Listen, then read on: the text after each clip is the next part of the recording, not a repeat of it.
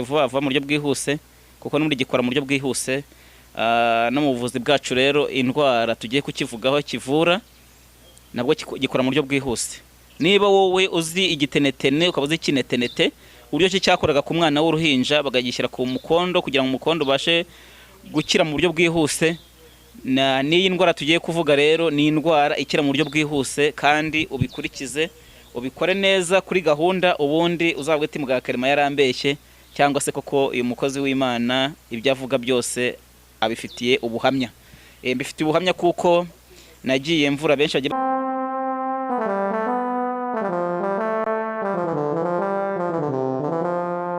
Muganga Clement.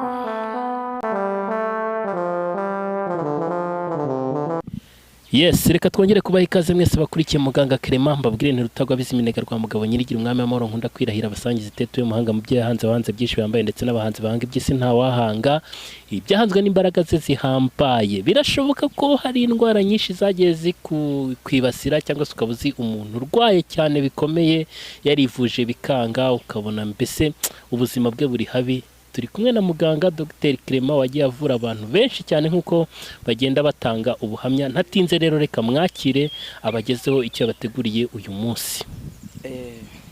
Murakoze cyane, nongeye kubaramutsa, nongeye kubasuhuza mu izina rya Yesu. Uyu munsi rero ngiye kubagezaho ikimera bamwe babyita ibyaremwe abandi bakabyita ibimera.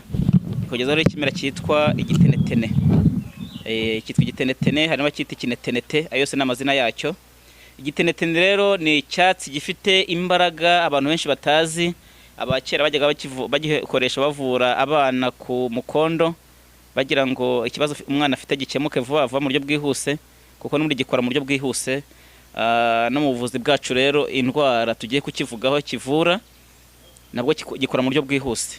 Niba wowe uzi igitenetene ukaba uzi ikinetenete uburyo cyakoraga ku mwana w'uruhinja bagagishyira ku mukondo kugira ngo umukondo ubashe gukira mu buryo bwihuse, n'iyi ndwara tugiye kuvuga rero ni indwara ikira mu buryo bwihuse kandi ubikurikize ubikore neza kuri gahunda, ubundi uzabwe ati muganga Clement yarambeshye cyangwa se koko uyu mukozi w'Imana ibyo avuga byose abifitiye ubuhamya.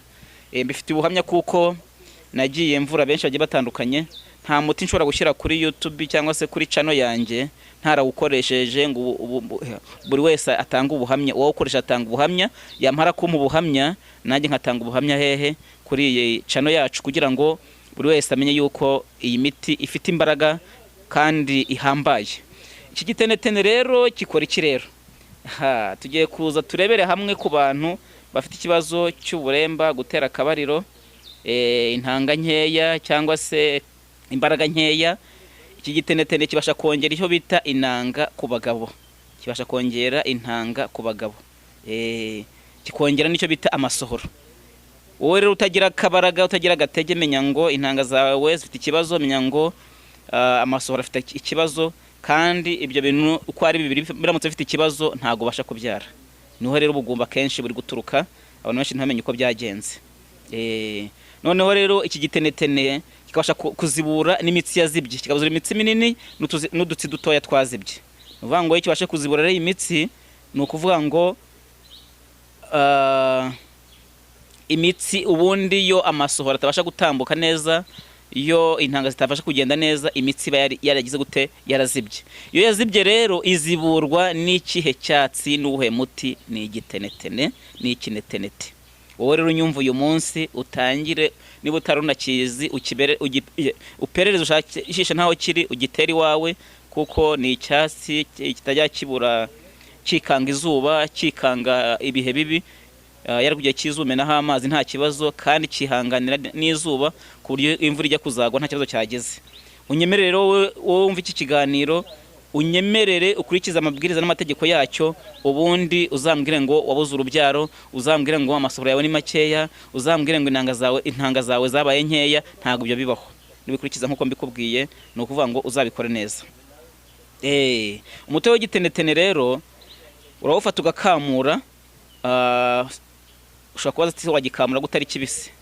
Ushobora kugifata ukagishyira mu ikoma, ukagivumbika mu ivu bateka ku mashyiga, adacana ku mashyiga ushobora kugifata ukagishyira mu gashashi ukarambika mu mazi ashyushye, kandi utashyira mu ishashi ukarambika mu mazi ashyushye nta kibazo, ayo mazi agatogota kigenda kigira gute cyoroha. Iyo kimaze koroha ukamurira mu gakombe cyangwa se mu gatase, umutobe wacyo rero ukawukorera ibitangaza.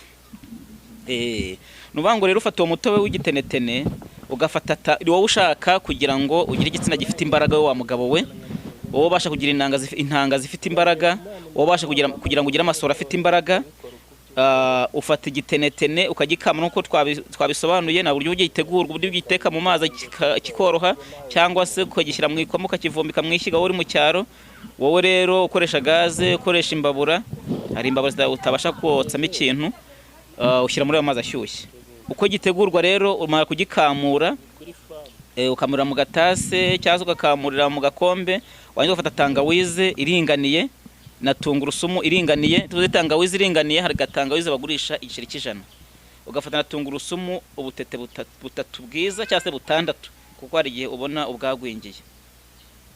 Iyo umaze gufata ubwo butete butatu rero bwa tungurusumu cyangwa butandatu, ufata niyo tangawize, unuvango kwa kamu icyo kinetenete, ufite agasekuru urabisekura, utayifite ushyira muri blend kwa blendinga, warangiza ukagira gute ukavanga n'icyo gitenetene. Iyo umaze kubivanga uravanga neza, harabashyiramo ubuki, hanabikoresha gutyo kuko umuti ni umuti nyine, ariko iyo bibaye ngombwa ushyiramo n'ubuki. Iyo batari ngombwa ntubushyiramo. Warangiza uwo muti ukoresha byibuza iminsi 30. Iminsi 30 wowe ufite intanga zidafite imbaraga, wowe ufite amasoro adafite imbaraga, wowe ufite imitsi yazibye y'igitsina, kugira ngo igitsina gabo turi kuvuga, ugerageza uwo muti ukoresha nkuko nkubwiye, nkuko nguhaye, Imana izagukorera ibitangaza. Uwo muti ukoresha buri munsi kugeza iminsi 30 ishize, kandi ukoresha mu gitondo kare kare ukibyuka, nta kindi kintu urashyira ku munwa cyangwa se kirajya mu nda yawe. Nuvango niba wateraga akabariro iminota 5 iminota 3 ukabuhirimye hariya, umugore akaba yendaga kwigira iwabo cyangwa se kwishakira undi mugabo, umva wa mugabo uzanshaka, ubundi umbwira uti wa mugabo wagize neza. Kuko ingo nyinshi zigusenyuka kubera iyo mpamvu, ingo nyinshi zigusenyuka kubera gutera akabariro byabaye ikibazo, kandi ugasanga si ikibazo gikomeye cyane, ahubwo no kutamenya. Kandi iyo utamenya urivuza, ariko giye wivuza ugasanga no kuvura nawe ntazi ibyo avura ibyo ari byo. Ariko ndakubwiza ukuri kuko umuti uzakorera ibitangaza, kandi uzabasha kuvura mu buryo nawe uzatangara. Rubango bashaka gutera inda rero ugerageze niba warabuze urubyaro, kandi kwa muganga bakaba baragusuzumye ahubwo ati nta ndwara nimwe yakubuza kuba wabona urubyaro.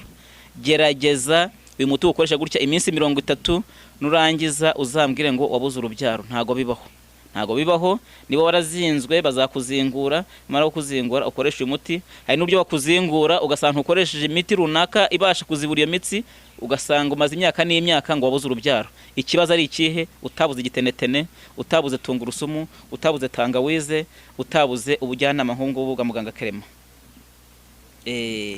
Nubango rero uko bikorwa nuko nguko, nuhango n'abatabasha gutora gatotsi, ushobora gutora gatotsi kubera iyo ndwara yabasha kwibasira, ukarara utekereza icyo uzabona umwana ntubone ibitotsi. Wowe ukivuza ngo ukajya kwa muganga unamuze ibitotsi, kandi ikibazo ni icyo ngicyo. Gerageza rero ukoresha uyu muti, ubundi ibitotsi nabyo bizatabyizana, ntumenye naho biturutse, ubundi uzashimira Imana Data wa twese, kandi ushime yuko yadushyiriho n'ibyo yaremye bifite imbaraga ihambaye. Nyeme rero dusubikira aha ngaha, kandi Imana iduhana umugisha, kandi Imana dukomezanye, kandi Imana ikomeze iduha ubwenge kugira tubashe kugira tuvumbura byinshi byo bitandukanye, tuzahure inyoko muntu, tuzahure bene Adamu bazahajwe n'indwara zigenda zihishe, zigenda ziyoberanya, mu izina rya Yesu, amen.